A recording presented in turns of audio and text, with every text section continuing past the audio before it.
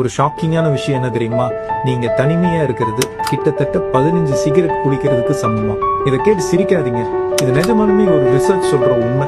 Cigarette உங்க உடம்ப கெடுக்கும்னா இந்த தனிமை மெல்ல மெல்ல உங்க உயிரை எடுக்கும். நிஜமா சொல்லுங்க, உங்களுக்கு மனசு விட்டு பேசுறதுக்கு யாராவது இருக்காங்களா? ஜப்பான்ல இருக்கிற அந்த ஓகினாவா தீவுல ஆராய்ச்சியாளர்கள் ஒரு கேள்வி கேட்டாங்க, நீங்க எப்படி இவ்வளவு வருஷம் தெம்பா வாழ்றீங்க அப்படின்னு கேட்டதுக்கு எங்க கிட்ட மோஹாய் இருக்கு அப்படின்னு சொன்னாங்க.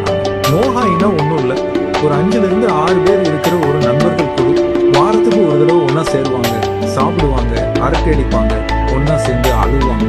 அவங்களுக்கு ஒரு கஷ்டம்னா மொத்த கூட்டமும் வந்து நிற்கும். அவங்களுக்கு டாக்டர், ஹாஸ்பிட்டல்லாம் அப்புறம் தான், மோஹாய் தான் அவங்களுக்கு வருது. யோசிச்சு பார்த்தா நம்ம ஊர்லேயும் முதல்ல இது இருந்தது. ஒரு விசேஷம்னா ஊரே கூடும், துக்கம்னாலும் ஊரே வந்து நிற்கும். அன்னைக்கு சாயங்காலம் ஆனால் அம்மாக்கள் எல்லாம் சேர்த்து வாசப்படியில் உட்காந்து பேசிட்டு இருப்பாங்க. அதுதான் மோஹாய். தாத்தாக்கள் எல்லாம் ஆலமரத்துகளில் உட்காந்து பேசிட்டு இருப்பாங்க. அதுவும் மோஹாய். நம்ம கலாச்சாரத்தில் இது காலங்காலமாக இருக்கு.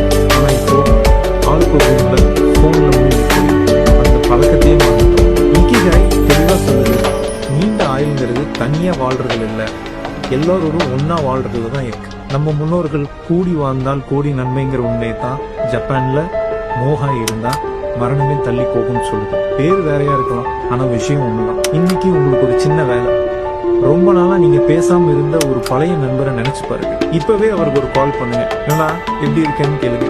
அந்த ஒரு வார்த்தை தான் உங்க மோஹாயுடைய ஆரம்பம். மறக்காம கமெண்ட்ல சொல்லுங்க உங்க மோஹாய் யார். நான் ராஜேஷ், இது உங்க முன்னேற்றத்திற்கான பாதை. ஒன்றாக வளருவோம்.